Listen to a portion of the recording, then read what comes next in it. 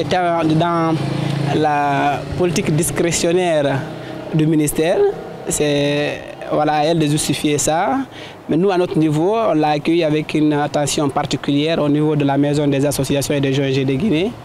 Parce que vous ne restez pas sans savoir qu'aujourd'hui, en Guinée, nous sommes le dépositaire des ONG, des associations dans notre pays. Donc, vraiment, cette décision, elle était aussi, par endroit, nous avons dit, c'est dans la dynamique, peut-être, en tout cas, il faut qu'elle soit dans ce sens, la dynamique de réglementer, en vertu de la loi, réglementer certaines organisations de la société civile qui ne sont pas sur les règles. Parce que cette personne est au-dessus de la loi. Nous avons vu l'évaluation des autres structures. Je crois qu'à notre niveau aussi, nous sommes prêts déjà à être évalués. C'est des interpellations peut-être que je vais faire à l'égard des autorités.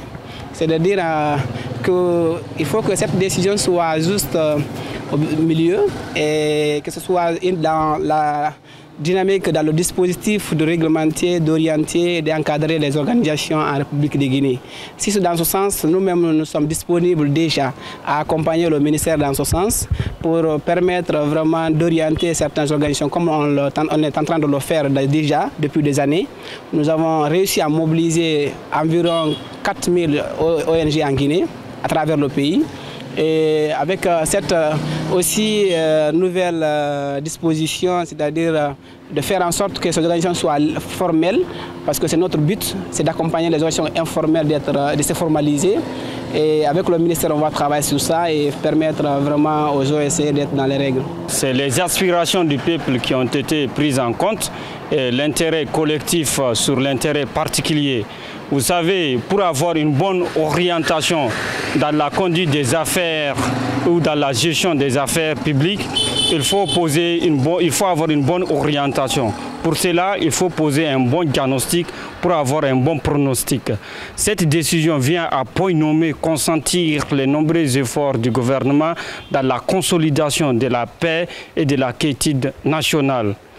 Vous savez, il y a une loi organique portant réglementation des associations et mouvements en République de Guinée.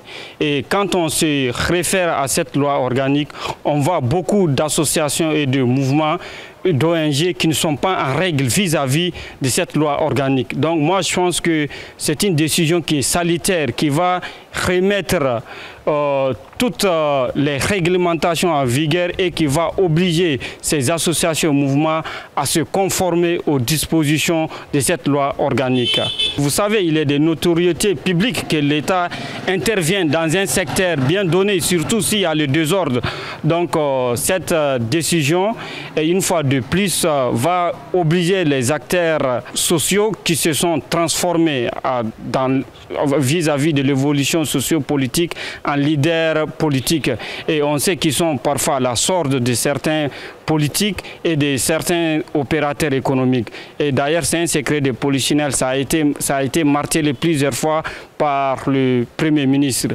Donc moi, je pense que c'est une décision impartiale et qui est conforme, tout à fait conforme à la loi en République de Guinée.